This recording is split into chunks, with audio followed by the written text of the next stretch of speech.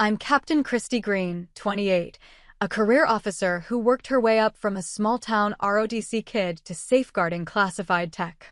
For years, I covered for my younger sister, loaned money, smoothed messes, let borrowing slide because it was family. Then she lifted what she thought was my secondhand gadget for a date, actually a $1.5 million encrypted military asset, and I made a call that changed everything. Ever been dismissed or blindsided by someone you've poured yourself into?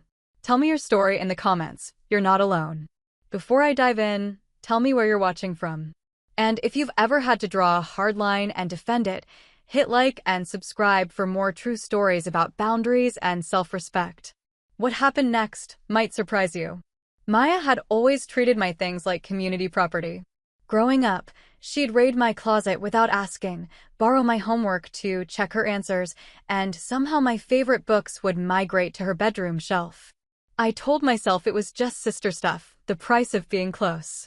But looking back, I should have seen the pattern forming, the way she'd test boundaries and push until I gave in. "Can I borrow your black jacket?" she'd ask, already pulling it from my closet. When I'd protest that I needed it, she'd flash that smile and say, "Come on, we share everything." And somehow, I always ended up letting her take it. Our parents encouraged this dynamic. "Share with your sister," they'd say whenever I complained. Maya was 3 years younger, and they treated her like she needed protection from the world's sharp edges. I became the responsible one by default, the one who cleaned up messes and smoothed over conflicts. Maya got to be spontaneous and charming while I learned to anticipate problems before they happened. The habit followed us into adulthood. Even after I joined the military and she went to college, she'd text me asking to borrow things when I was home on leave. My car keys, my credit card for emergencies, my laptop when hers was acting weird. I'd gotten better at saying no, but Maya had gotten better at finding ways around my resistance. "I'll pay you back," she'd promise, or "I just need it for one night." And because I loved her, because she was family, I'd usually cave. Besides, what was the worst that could happen? A late return, a small inconvenience, maybe a lecture about responsibility that would go in one ear and out the other. The real problem wasn't the borrowing, it was the assumption that she could take what she wanted. Maya never seemed to consider that my things might be important to me, that I might have plans or boundaries she should respect. She operated from a place of automatic entitlement, as if the world owed her access to whatever she needed. I started noticing it more clearly during my last visit home. Maya was 25 now, working part-time at a boutique and living in our parents' guest house. She developed expensive tastes, designer handbags, trendy restaurants, a social media presence that required constant curation. When she couldn't afford something, she'd find creative ways to get it. "Your perfume smells amazing," she said one morning, appearing in my childhood bedroom as I got ready for a meeting with old friends. Before I could respond, she'd sprayed it on her wrists. "Thanks, I have a thing tonight." "Maya, that's a $50 bottle. I'll buy you a new one." But we both knew she wouldn't. She'd forget, or claim she was broke, or find some way to make me feel petty for bringing it up. The friends I met that day had their own Maya stories. Sarah mentioned her missing earrings after Maya had admired them at a party. Jessica rolled her eyes talking about how Maya had borrowed her expensive foundation and never returned it. They were fond of her, everyone was fond of Maya, but they'd learned to hide their valuables when she was around. "She doesn't mean anything by it," I found myself saying, the same defense I'd been making for years. "She's just scattered sometimes." But was she scattered, or was she strategic? Maya seemed to have perfect recall when it came to things she wanted, but convenient amnesia when it came to returning them. She remembered every favor I'd done for her but forgot every boundary I'd tried to set. The pattern was getting worse, not better. Maya's boyfriend had broken up with her the month before, partly because she'd taken his expensive watch to get it cleaned and somehow lost it. She'd been dating more frequently since then, always looking for someone to impress, someone to fund the lifestyle she wanted but couldn't afford. "I need to make a good impression," she'd told me when she borrowed my designer scarf for a first date. "You understand, right? You want me to be happy." And I did want her to be happy. But I was starting to understand that my happiness didn't factor into her calculations. Maya took what she needed and left me to deal with the consequences.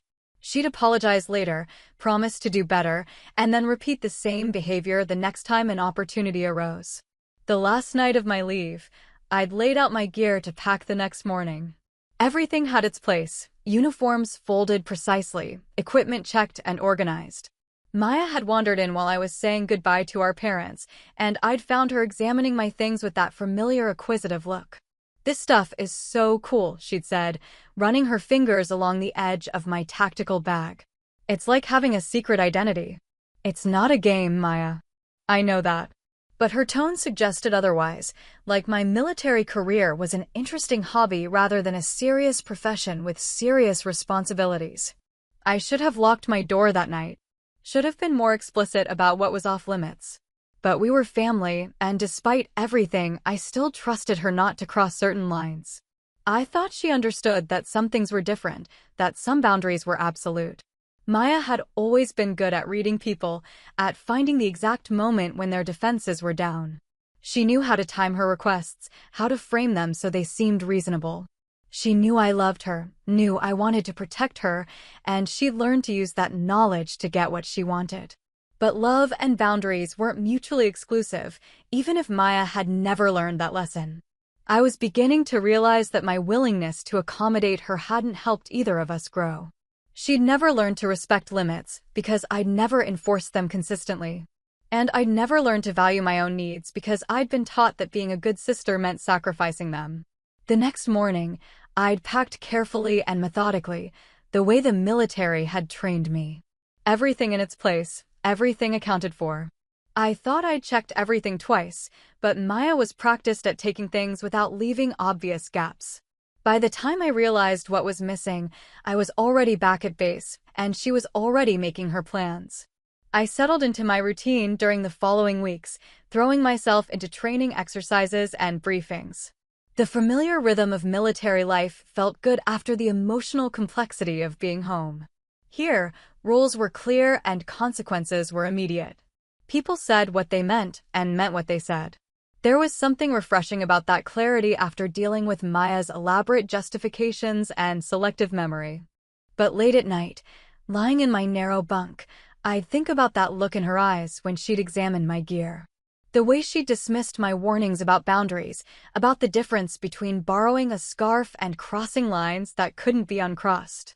Maya had always believed that wanting something was justification enough for taking it. I was about to learn just how dangerous that philosophy could be. 3 weeks later, her text arrived while I was reviewing classified briefing materials. The message was casual, almost breezy. "Borrowed your cool gadget for tonight. Thanks, sis."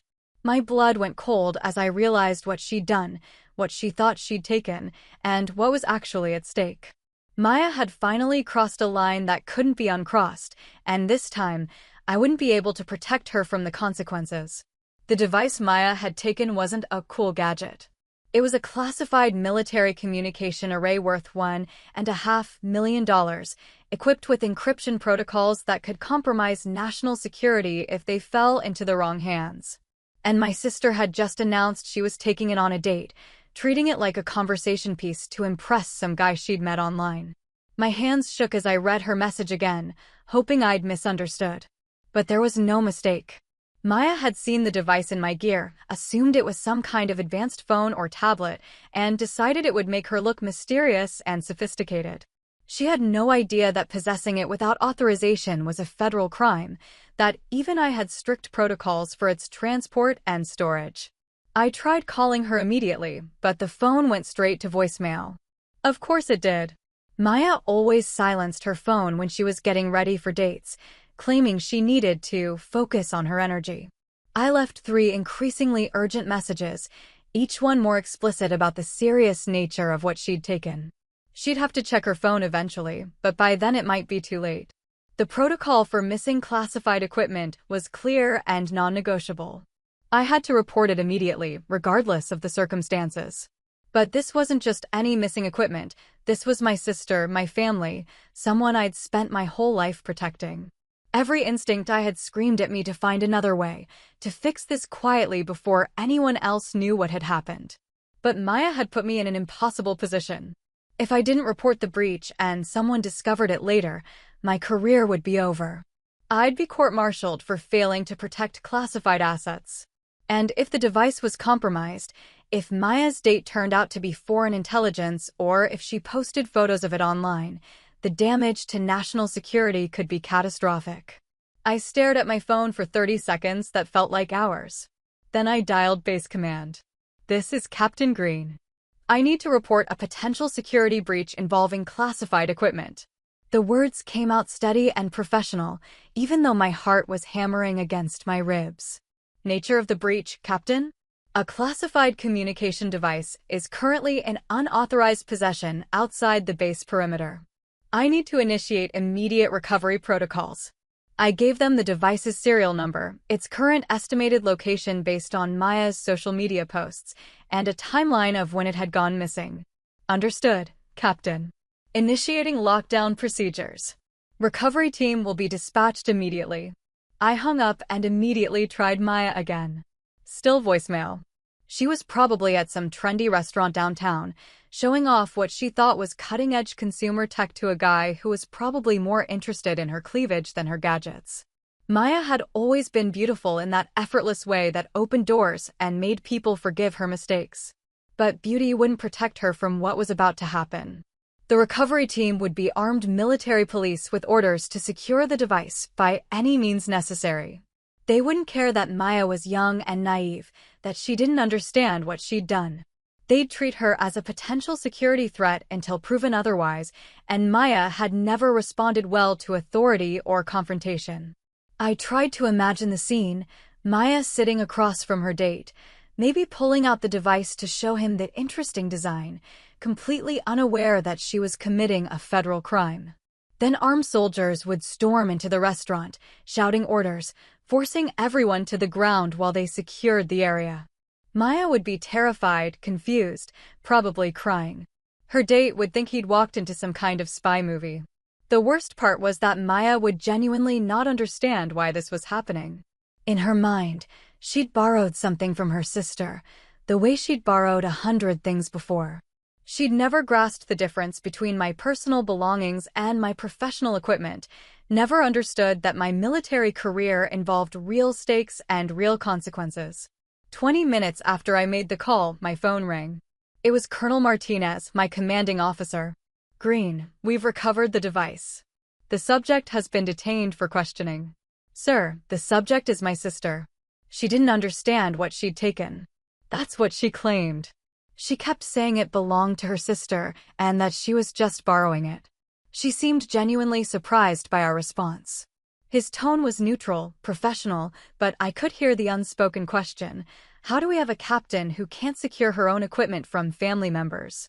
Sir, I take full responsibility for the security breach. The device was properly stored, but I failed to account for my sister's access to my quarters during my leave. We'll need a full debriefing, Captain. And your sister will need to be processed through security screening before she can be released. This kind of breach, even if unintentional, requires thorough documentation. After he hung up, I sat in my empty barracks room and tried to process what had just happened. Maya was probably in a holding cell right now, finally understanding that her actions had consequences beyond her immediate desires. Her date had likely been detained as well, questioned about his connection to her and his knowledge of the device. Both of their names would be flagged in federal databases as potential security risks. But more than that, Maya had forced me to choose between protecting her and protecting my duty. For the first time in our relationship, I'd chosen duty, and we were both going to have to live with the consequences of that choice. Maya would learn that some boundaries were absolute, and I would learn that love sometimes meant letting people face the results of their own decisions. The device was secure, my career was intact, and national security had been preserved.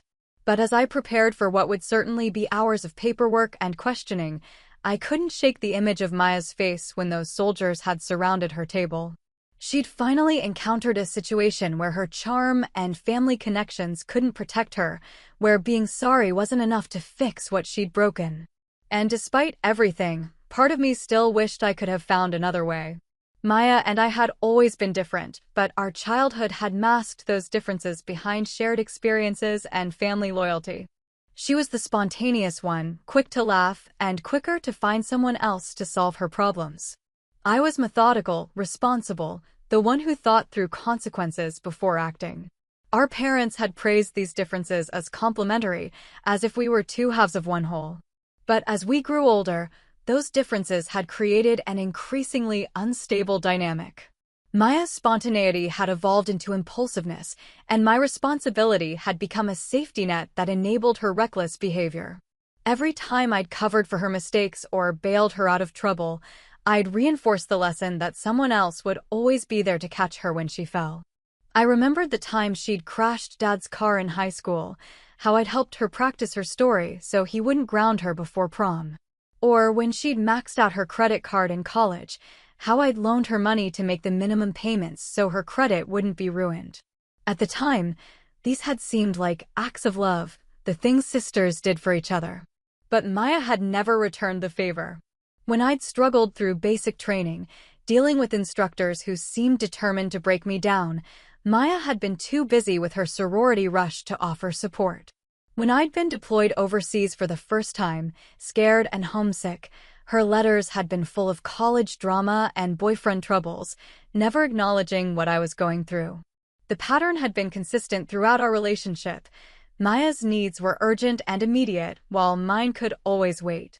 She operated in crisis mode, lurching from one emergency to another, always needing rescue. I operated in maintenance mode, steadily building a career and a stable life, always available to provide that rescue. Our parents had encouraged this dynamic without realizing its long-term costs. "Your sister needs you," Mom would say whenever I expressed frustration with Maya's latest disaster. "She's not as strong as you are." But strength, I was beginning to understand, was partly a matter of practice. Maya had never been required to be strong because I'd always been there to be strong for her. The military had shown me a different way of thinking about responsibility and consequences. In the Army, everyone was accountable for their own actions and their impact on the mission. You couldn't charm your way out of a failed objective or blame someone else for your mistakes. Excellence was expected, not negotiated, and trust was earned through consistent performance over time. Maya had visited me at base once, during my second year of service. She'd been impressed by the ceremony and tradition, excited by the uniforms and the sense of purpose. But she'd also been frustrated by the rules, the early wake-up calls, the way everything had to be earned rather than given. "It's so rigid," she'd complained. "Don't you miss being able to just be yourself?" But this was myself, disciplined, focused, part of something larger than my own immediate desires. Maya couldn't understand that identity because she'd never experienced the satisfaction of submitting personal wants to collective needs. She'd never learned that some things were more important than being comfortable or getting what you wanted right away. The security breach had crystallized everything I'd been trying not to see about our relationship. Maya didn't respect my boundaries because I'd never enforced them consistently. She didn't take my career seriously because I'd never shown her that it took precedence over her convenience. She treated my things as community property because I'd never demonstrated that some things were absolutely off-limits. But the classified device had been different. This wasn't about hurt feelings or inconvenience. This was about national security, about trust that had been placed in me by people who counted on my discretion and judgment. Maya's assumption that she could take what she wanted had collided with a world where assumptions could have life-or-death consequences. I thought about her face when the military police had surrounded her table, the confusion and terror in her eyes. Maya had never experienced real consequences before, never been forced to confront the gap between her intentions and her impact. She genuinely believed that wanting to impress her date was justification enough for taking classified military equipment. The hours after the incident had been filled with debriefings, paperwork, and questions from investigators who needed to understand how the breach had occurred.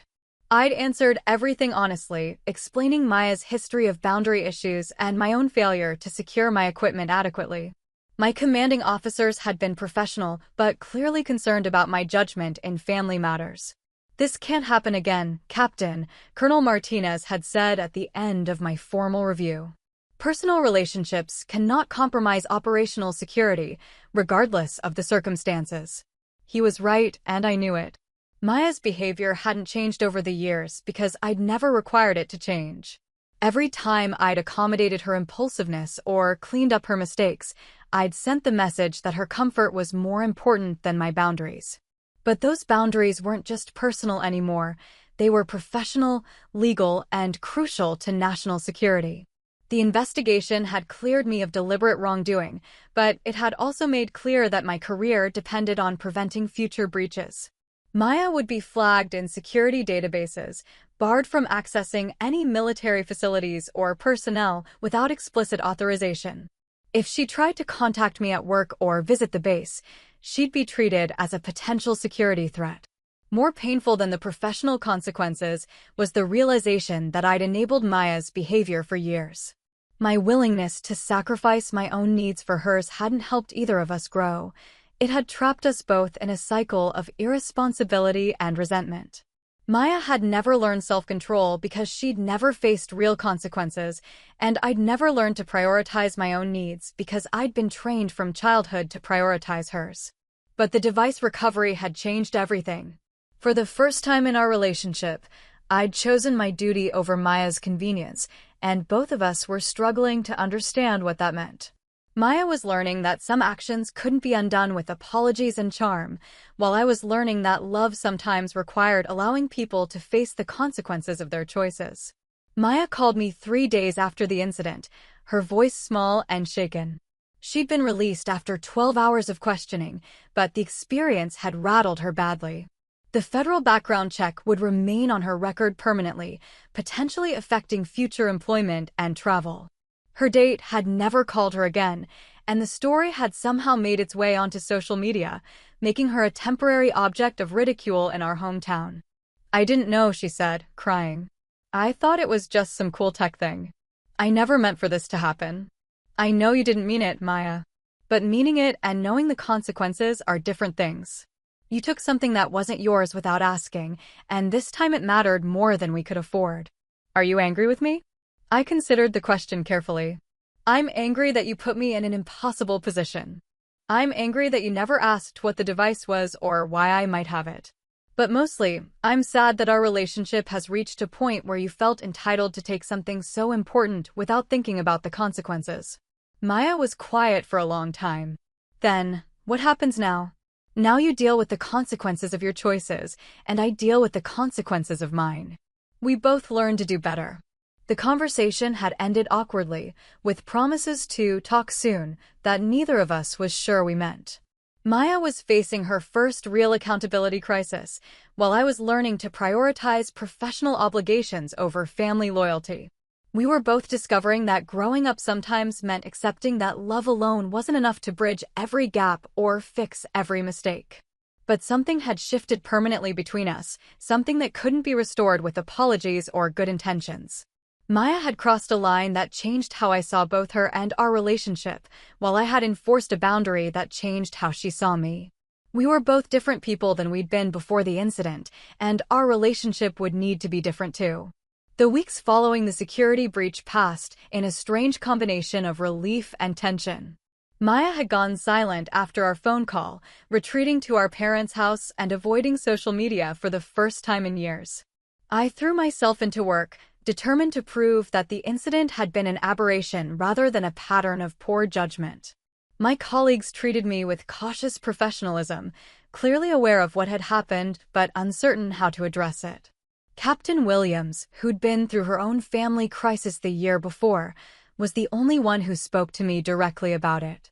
"The hardest part isn't the paperwork or the investigation," she'd said during a quiet moment between briefings. "It's realizing that the people we love most can also put us in the most danger." She was right. Maya's betrayal hadn't been malicious, but it had been complete. She'd taken something crucial to my career and my country's security, treating it like a toy to impress a stranger. The casual nature of her text message had been almost worse than deliberate sabotage. At least malice would have suggested she understood the stakes involved. But Maya operated in a world where stakes were always personal and immediate.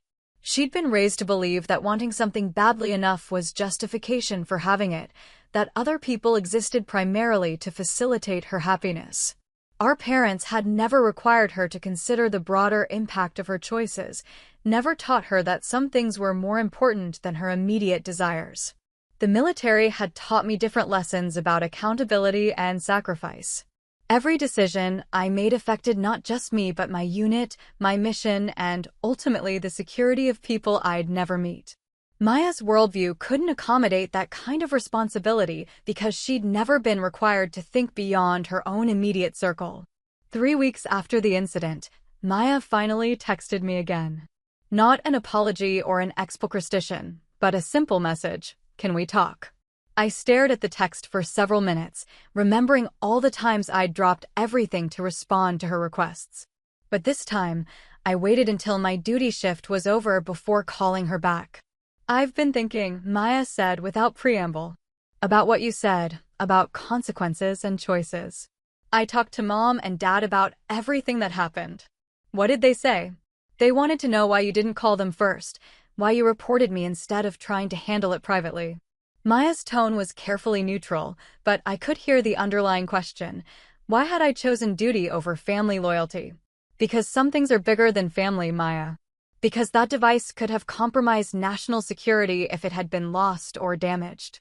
Because my job is to protect things that are more important than our comfort or convenience. But I'm your sister. Yes, you are. And that's exactly why this hurts so much. I took a breath, trying to find words for something I was still figuring out myself. "Maya, I love you. I've always loved you. But love doesn't mean pretending that actions don't have consequences or that wanting something is the same as deserving it." Maya was quiet for a long time. When she spoke again, her voice was smaller, younger. "I keep thinking about those soldiers, how they looked at me like I was a criminal. I've never been afraid like that before. I didn't know people could be so serious about things. The world is full of serious things, Maya. I've been trying to protect you from that reality, but I think I did us both a disservice. You never learned to navigate serious consequences because I always stepped in to shield you from them. So you're not going to protect me anymore?" The question hit me harder than I'd expected. Maya had always been my responsibility, my burden, and my joy. Protecting her had been central to my identity as a sister, a daughter, a family member. But protection without growth wasn't love, it was enabling. "I'm going to love you and respect you enough to let you handle your own consequences," I said finally. "That's a different kind of protection than what I've been offering. I don't know how to do that." "You'll learn. People are capable of more than we give them credit for when they have to be." The conversation had ended with tentative plans to meet for coffee during my next leave, but both of us knew it would be different. Maya could no longer assume automatic access to my resources or my willingness to fix her mistakes, while I could no longer assume that family loyalty trumped professional obligations. Over the following days, I found myself grieving the relationship we'd had while simultaneously feeling hopeful about the relationship we might build. Maya would need to learn accountability and self-control, skills she should have developed years earlier. I would need to learn to maintain boundaries with someone I loved, to resist the impulse to rescue her from every difficulty. The security incident had been a crisis, but it had also been a clarification. Maya and I had been living in different worlds for years, pretending that love alone was enough to bridge the gap between her impulsiveness and my discipline. The classified device had forced us to confront the real costs of that pretense. My phone buzzed with another text from Maya. "I've been looking for a job, a real one. Something with actual responsibilities. I thought you should know." I smiled, typing back, "That sounds like a good start." It wasn't an apology or a promise, but it was acknowledgement. Maya was beginning to understand that respect was earned through actions, not intentions. And I was beginning to understand that the best way to love someone wasn't always the easiest way. We were both learning to be adults, finally, at 28 and 25. It had taken a federal security breach to get us there, but maybe that was what it had taken. Maybe some lessons couldn't be learned gently, could only be absorbed through the shock of real consequences. Maya and I were both changing, becoming people who could handle truth and accountability. It remained to be seen whether those new people could build a relationship based on mutual respect rather than automatic accommodation. But for the first time in years, I was optimistic about our chances. Maya's transformation didn't happen overnight, but it was consistent in ways that surprised both of us. She found a job at a local bank, starting as a teller and gradually working her way into customer service roles that required discretion and attention to detail. She stopped posting constant updates on social media, stopped treating every social interaction as a performance designed to maximize attention and admiration. When we finally met for coffee 6 months later, she looked different, more grounded, less frantic. She'd cut her hair shorter, traded the designer knockoffs for professional clothing that fit her actual budget. She seemed more present, less constantly distracted by her phone or by scanning the room for more interesting people to engage. "I've been thinking about what you said," Maya began, stirring her coffee absently, "about consequences and responsibility. I realized I'd never really faced serious consequences before, not ones that couldn't be fixed by apologizing or finding someone to help me. How does that feel?" "Scary. But also kind of freeing? Like, I know where I stand now. I know that my choices matter and that I can't rely on other people to fix things when I mess up." She looked at me directly for the first time since we'd sat down. "I'm sorry, by the way. Not just sorry that you got in trouble, but sorry that I put you in that position in the first place. I appreciate that. I keep thinking about how casual I was about it, how I just took something that belonged to you without even asking what it was. I can't imagine doing that now." Maya shook her head. "It's like I was living in this bubble where other people's stuff was just available to me whenever I wanted it." We talked for 2 hours, the longest conversation we'd had in years that wasn't centered around Maya's latest crisis or need. She told me about her job, about learning to emcristage her own finances, about a relationship she'd ended because she realized she was dating the guy primarily for his willingness to pay for expensive dinners. "I think I was using people," she admitted. "Not maliciously, but just assuming that their job was to make my life easier or more interesting. I never thought about what I was contributing to their lives or whether what I was taking was fair." I shared some of my own growth, about learning to maintain boundaries with people I loved, about the difference between helping someone and enabling them. Maya listened without defending her past behavior or trying to minimize the impact of her choices. "The hardest part," she said as we prepared to leave, "is realizing how much I missed by always looking for the easy way out. I never learned to appreciate things because I never had to work for them. I never developed real relationships because I was always focused on what people could do for me. But you're learning now." "Yeah, I am. It's slower than I'd like, and definitely harder than I expected. But I like who I'm becoming better than who I was." Maya had gained something valuable from losing her automatic safety net, self-respect earned through actual accomplishment, relationships based on mutual benefit rather than one-sided extraction. She was learning to solve her own problems and handle her own emotions without constantly seeking external validation or rescue. The change in our dynamic was remarkable. Maya no longer assumed I would drop everything to help her or that my resources were automatically available to her. When she mentioned problems at work or challenges with friends, she talked about how she was handling them rather than looking to me for solutions. "I wanted to ask your advice about something," she said during one of our regular phone calls, "but I want to be clear that I'm not asking you to fix it for me." It was a small thing, but it represented a huge shift in how Maya approached relationships. She was learning to value other people's time and energy, to contribute to conversations rather than just extracting support from them. My own growth was less visible but equally significant. I'd learned to resist the automatic impulse to solve Maya's problems, to offer support without taking responsibility for outcomes I couldn't control. I discovered that loving someone didn't require sacrificing my own needs or compromising my professional obligations. The military had reinforced these lessons through daily practice, but Maya's crisis had made them personal. I couldn't be a good soldier and a good sister by enabling irresponsible behavior, even behavior motivated by love or family loyalty. Real love required holding people accountable for their choices and trusting them to handle the consequences. Maya's growth gave me permission to focus on my own career and goals without constant worry about her latest crisis.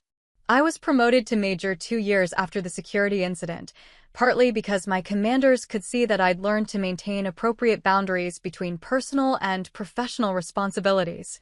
You've become more decisive, Colonel Martinez observed during my performance review. More willing to make difficult choices when they're necessary for the mission. He was right. Maya's crisis had taught me that avoiding difficult conversations or decisions didn't make them go away, it just delayed them until they became more serious and more costly. I'd learned to address problems early and directly rather than hoping they would resolve themselves. Maya and I had built a new relationship based on mutual respect rather than automatic accommodation. We enjoyed each other's company without constantly negotiating boundaries or expectations. Maya had learned to appreciate what I offered without taking it for granted, while I had learned to offer support without sacrificing my own needs. "I'm proud of us," Maya said during a family dinner the year after our first coffee meeting. We figured out how to be sisters without driving each other crazy. Our parents had been slower to adjust to the new dynamic, still occasionally trying to recruit me to solve Maya's problems or expecting Maya to rely on family support rather than handling things independently. But both of us had learned to redirect those expectations, to demonstrate through consistent behavior that we'd both changed. "Maya's doing really well," Mom had said to me privately, with a note of surprise that suggested she'd never expected Maya to develop actual life skills. "She is. She's learned to be responsible for her own choices. And you've learned to let her be responsible for them." It was true. The hardest part of Maya's growth had been learning to trust it, to resist the impulse to step in whenever she faced difficulties. But Maya had proven herself capable of handling challenges that would have overwhelmed her in the past, and I'd learned that my faith in her competence was itself a form of support. We were both better people for having navigated the crisis together, even though, especially because we'd navigated it by maintaining our separate responsibilities rather than trying to share them. Maya had learned accountability, and I had learned the difference between love and enabling. Those lessons had made us better sisters and better adults. The restaurant incident had become family lore, the story we told to illustrate how dramatically people could change when they were required to face consequences. Maya told it as a story about growing up, about learning that actions had meaning beyond immediate intentions. I told it as a story about boundaries, about the importance of maintaining professional integrity even when personal relationships were at stake. Both versions were true, and both had shaped who we'd become. Maya was now someone who could be trusted with serious responsibilities, while I was someone who could maintain necessary boundaries with people I loved. We'd both learned that respect and accountability were prerequisites for healthy relationships, not obstacles to them. 3 years after the security breach, Maya had been promoted to assistant manager at her bank branch. She'd earned the position through consistent performance and demonstrated judgment, qualities she'd never developed when her mistakes were automatically cleaned up by others. She'd also started dating someone who valued her competence and reliability rather than her willingness to be entertaining or accommodating. "He's different from the guys I used to date," Maya told me. "He actually listens when I talk about work, asks thoughtful questions about things that matter to me. It's weird how much more attractive stability is than drama." Maya had learned to value partners who respected her boundaries rather than testing them, who contributed to her life rather than extracting from it. She discovered that relationships built on mutual respect were more satisfying than relationships built on constant negotiation and accommodation. I'd learned similar lessons in my own life, becoming more selective about friendships and romantic relationships. The experience with Maya had shown me the importance of establishing clear expectations early and maintaining them consistently. I'd stopped trying to earn love through constant accommodation and started building relationships based on shared values and mutual respect. "You seem more confident," my friend Jessica observed during a weekend visit. "More settled in who you are." It was true. Learning to maintain boundaries with Maya had taught me to maintain boundaries generally, to value my own time and energy enough to protect them from people who would waste them carelessly. I'd become someone who could be counted on because I knew my own limits and communicated them clearly. The military had provided the framework for these lessons, but Maya's crisis had made them personal and immediate. I'd learned that professional integrity and personal relationships weren't competing priorities. They were complementary aspects of living with consistent principles and clear boundaries. Maya and I met for lunch on the 4th anniversary of the incident, though neither of us mentioned the date explicitly. She looked professional and confident in a way that would have been unimaginable during her crisis period. She'd been emcristiging her own team for 6 months, handling personnel issues and client relationships with the kind of thoughtful judgment she'd never displayed in her personal life before learning it professionally. "I had to fire someone last week," Maya told me matter-of-factly. She kept coming in late and making excuses instead of addressing the problem. 2 years ago, I would have covered for her or tried to fix it myself. But I realized that helping her avoid consequences wasn't actually helping her grow. It was a complete reversal from the person who'd once expected others to cover for her mistakes and minimize the impact of her poor choices. Maya had learned not just to handle her own responsibilities, but to require accountability from others. She developed the confidence to make difficult decisions when they were necessary for the team's success. How did she take it? Not well initially. She accused me of being heartless and said I didn't understand her situation. But by the end of the conversation, I think she realized I was treating her like an adult capable of making better choices. That was more respectful than constantly making excuses for her would have been. Maya had internalized the lesson that accountability and respect were connected, that holding people to high standards was a form of care rather than cruelty. She learned to see consequences as information rather than punishment, as necessary feedback that allowed people to adjust their behavior and grow. The transformation extended beyond her professional life. Maya had developed a small circle of close friends based on shared interests and mutual support rather than the larger, more superficial social network she'd maintained before. She'd learned to value quality over quantity in relationships, depth over breadth in connections. "I was talking to Sarah the other day," Maya said, referring to one of our mutual friends from high school. "She mentioned that she trusts me now in ways she didn't before. She said I used to be fun but unreliable, and now I'm someone she can actually count on." How does that feel? Better than I expected. I thought being reliable would be boring, but it's actually more satisfying than being entertaining. People share more with me now, ask for my opinion on serious things.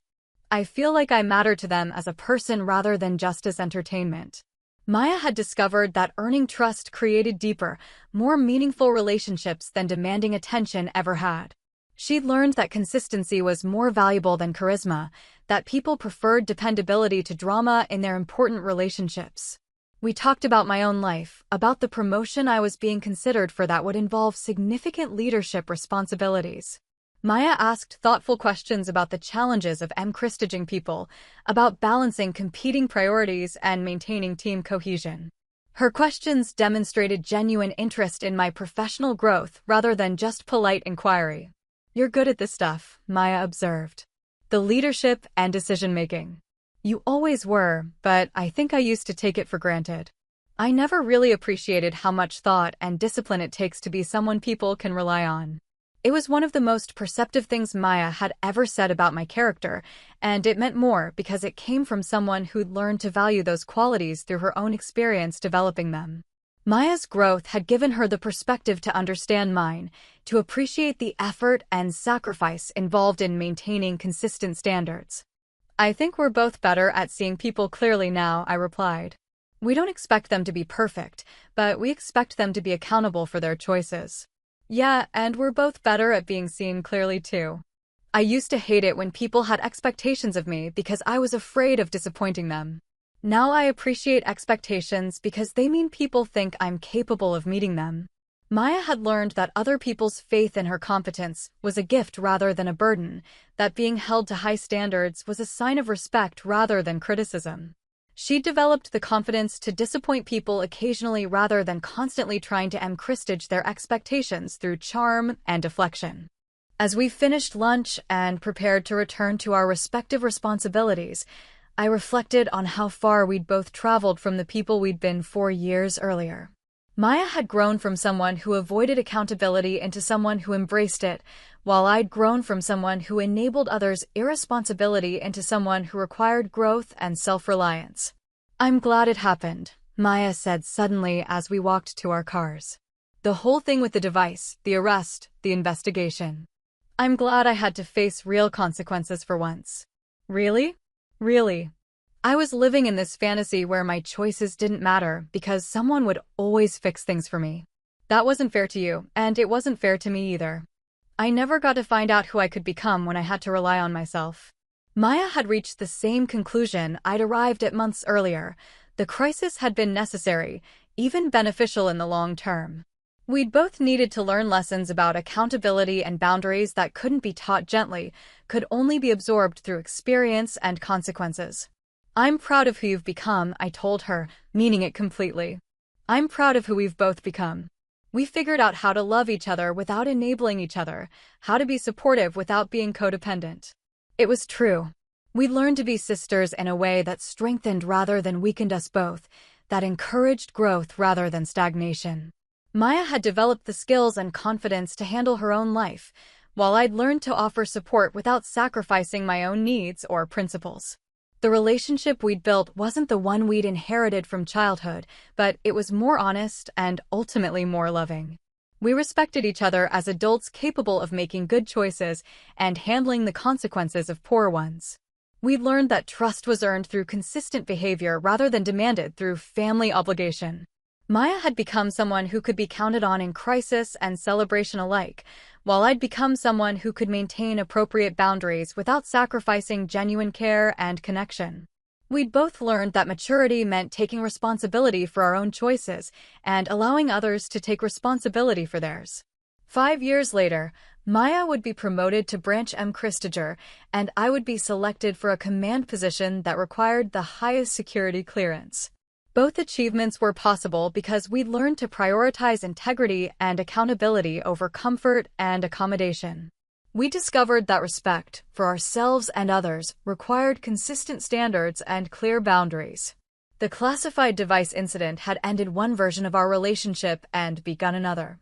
The new version was built on mutual respect, clear expectations, and the understanding that love sometimes required difficult choices. Maya had learned to earn trust rather than assume it, while I'd learned to maintain boundaries rather than automatically accommodate others' needs. We were both better sisters and better people for having navigated that crisis honestly.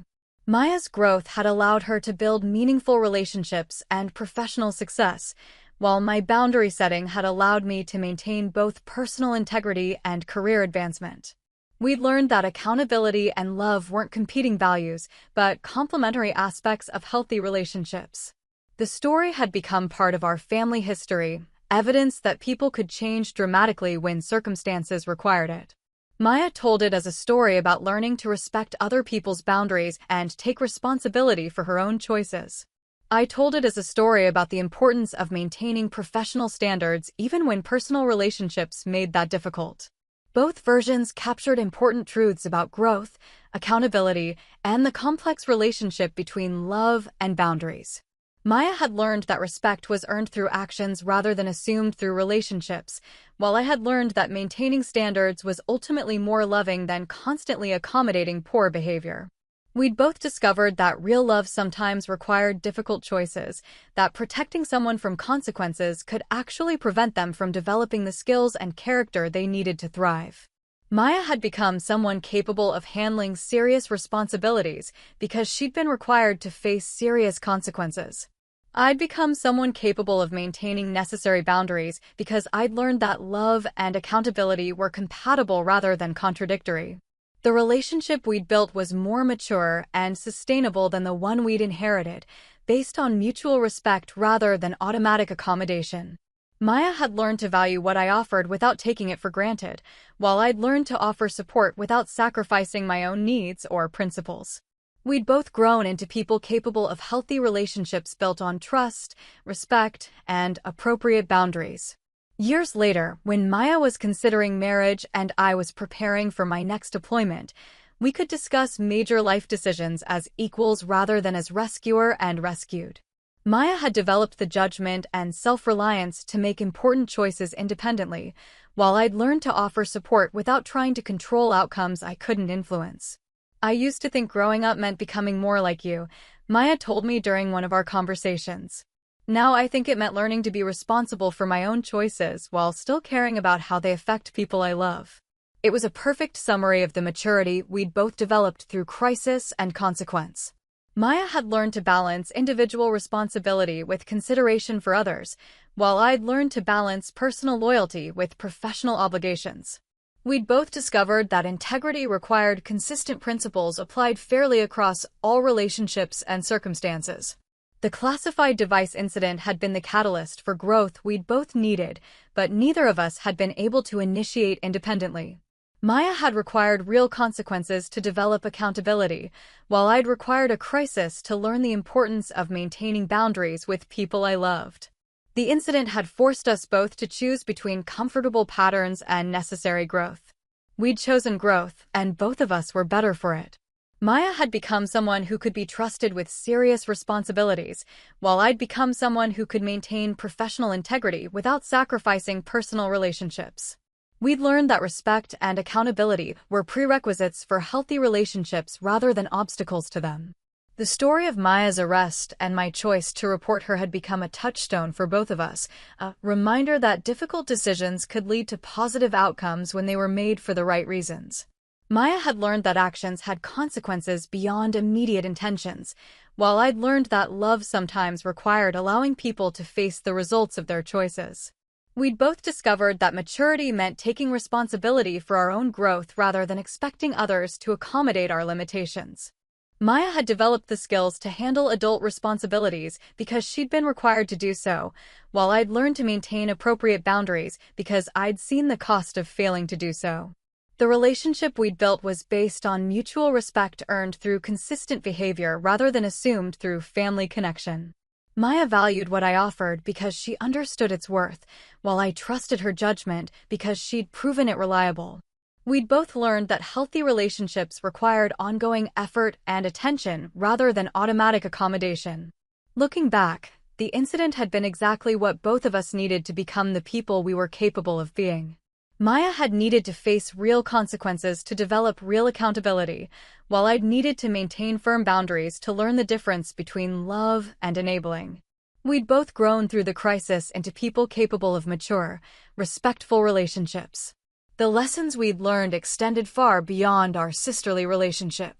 Maya applied her new understanding of accountability and respect to all her relationships, building a life based on earned trust rather than assumed accommodation. I applied my boundary-setting skills to maintain appropriate limits in both personal and professional contexts. We'd both discovered that integrity was indivisible, that the principles governing our most important relationships should be consistent with those governing all our relationships.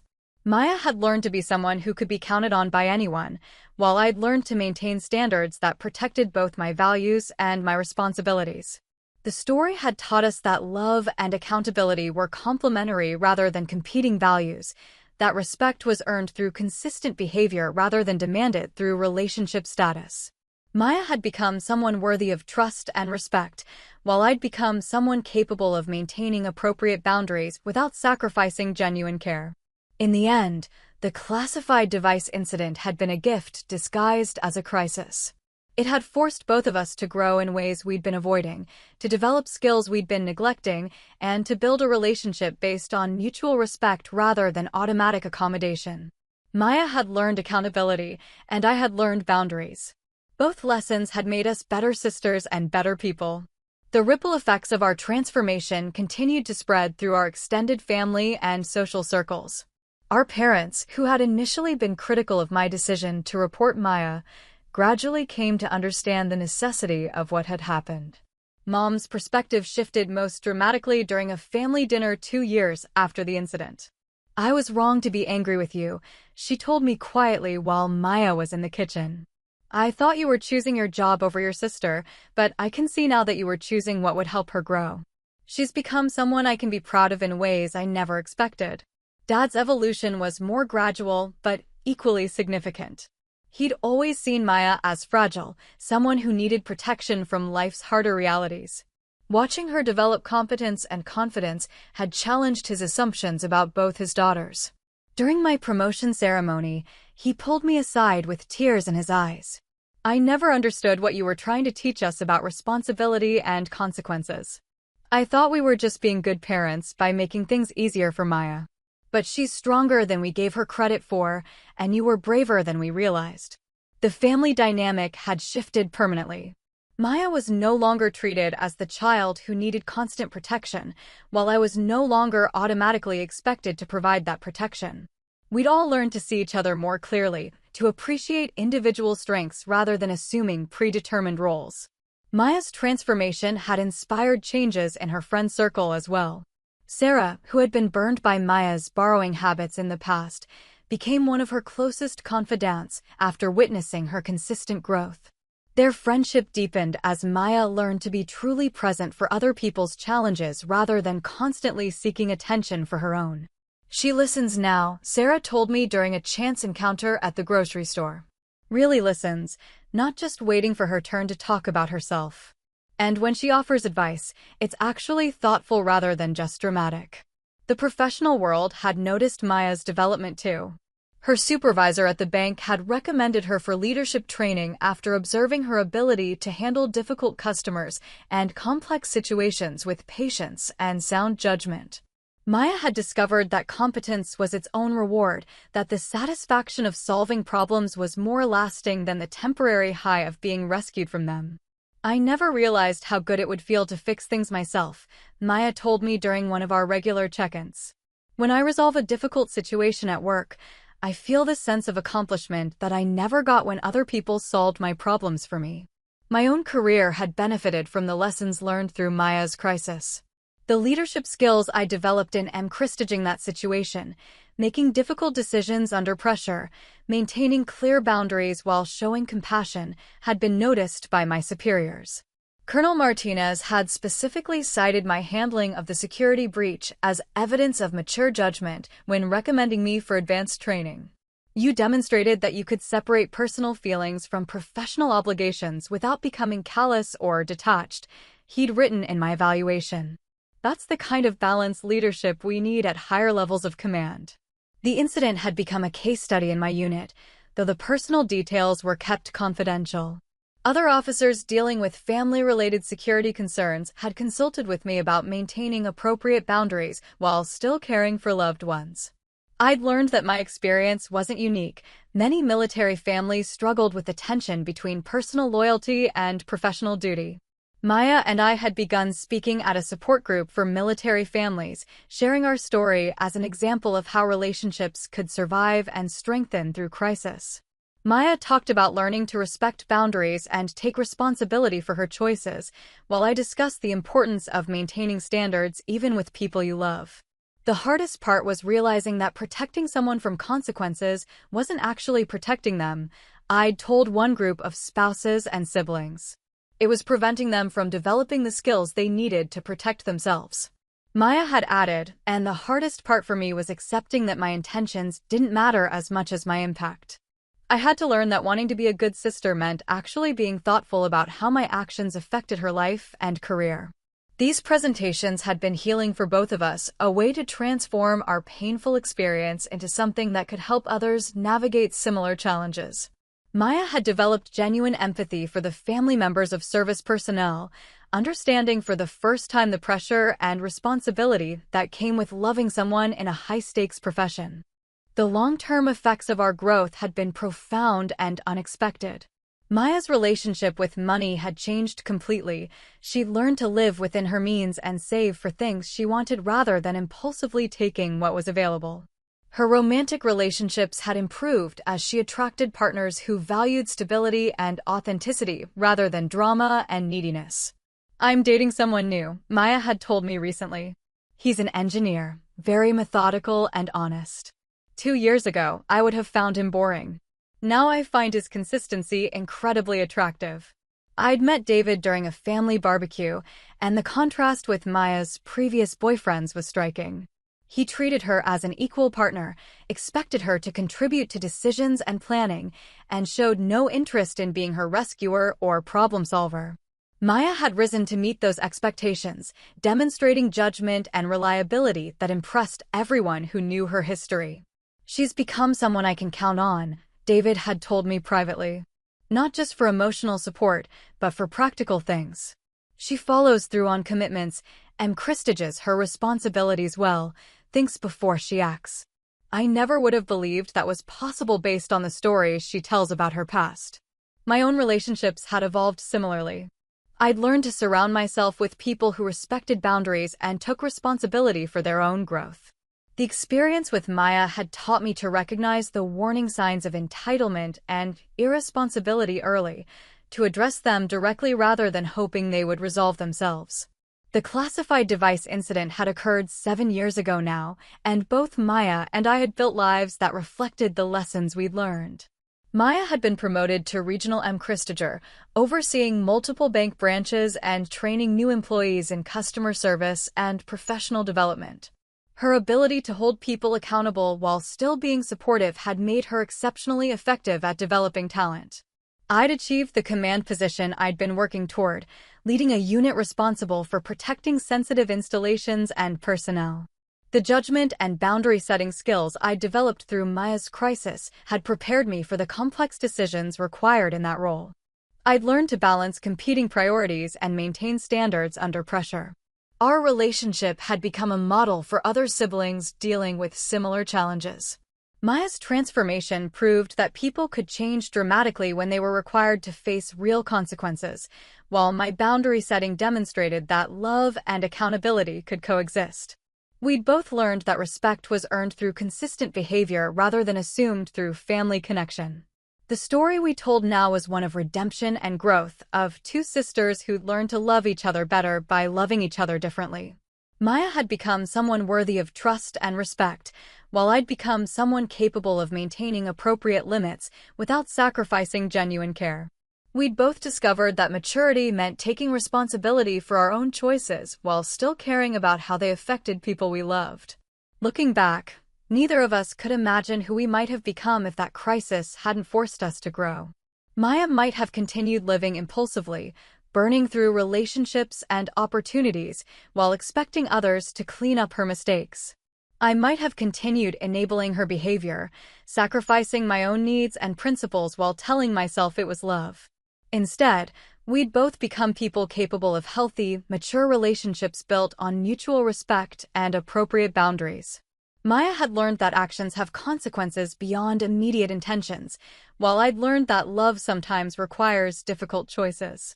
Both lessons had made us not just better sisters, but better people in every aspect of our lives.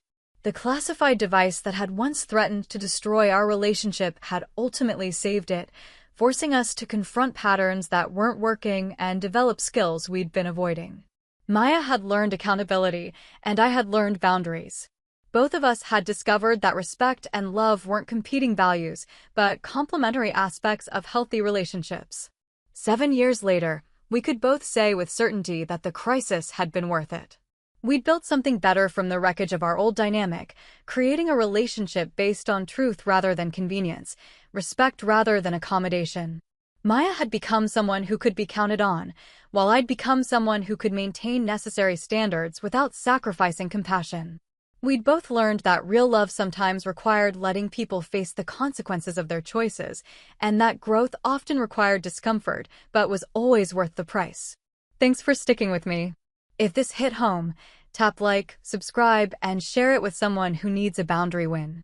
Quick questions for you. Have you ever had to choose duty over family or report someone you love?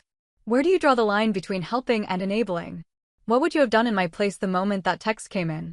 Has a public consequence ever changed a private relationship for you? Drop your answers in the comments. I'm reading them all.